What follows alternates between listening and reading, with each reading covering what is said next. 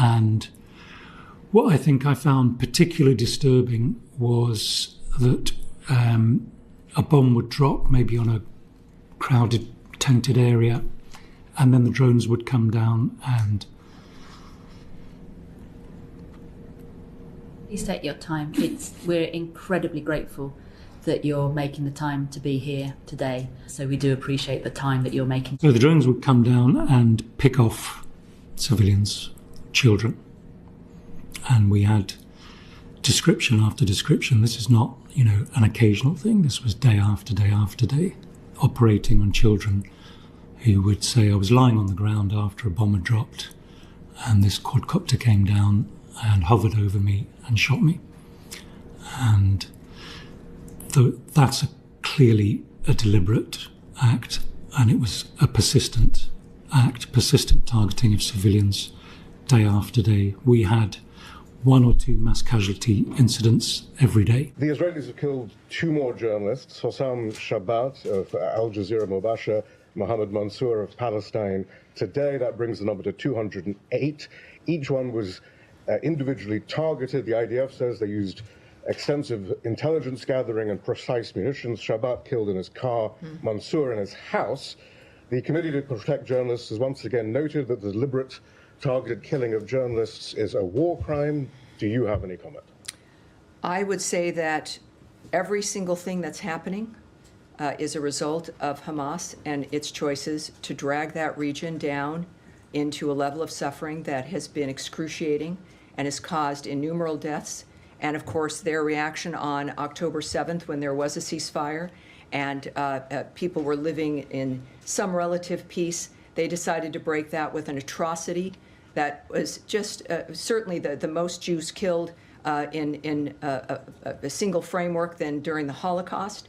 And we also, I can tell you, we stand by Israel and its needs as it defends itself through this period of time, as we also work with them so that they don't need to defend themselves from the barbarity of an entity that has destroyed lives for generations and continues to. So for everyone who has, so many people who do so many jobs and who've lived different lives, and the children and the babies who didn't have a chance to seek their fortunes or their life dreams because of the barbarity of certain people who think that murder is the only way to move through life. Is it a war crime? And I will tell. I'm certainly. I'm not going to stand here and declare what's a war crime and what isn't. But what we do know is a crime is the mass slaughter of any individuals. Certainly the targeting of people simply because of who they are. If I Must Die, by Rifat Alaria, November the 1st, 2023. If I must die, you must live to tell my story, to sell my things, to buy a piece of cloth and some strings. Make it white with a long tail, so that a child somewhere in Gaza, while looking heaven in the eye, awaiting his dad who left in a blaze and bid no one farewell, not even to his flesh, not even to himself, sees the kite, my kite you made, flying up above, and thinks for a moment an angel is there, bringing back love. If I must die, let it bring hope. Let it be a tale.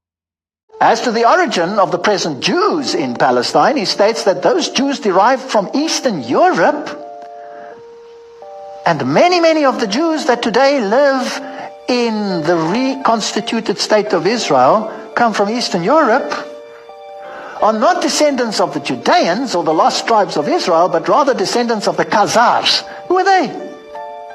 They were a nation most people do not even know of.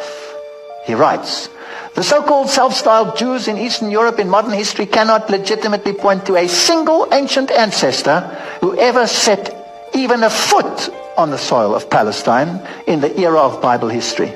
Research also revealed that the so-called or self-styled Jews in Eastern Europe were never Semites, are not Semites now, nor can they ever be regarded as Semites at any future time by any stretch of the imagination.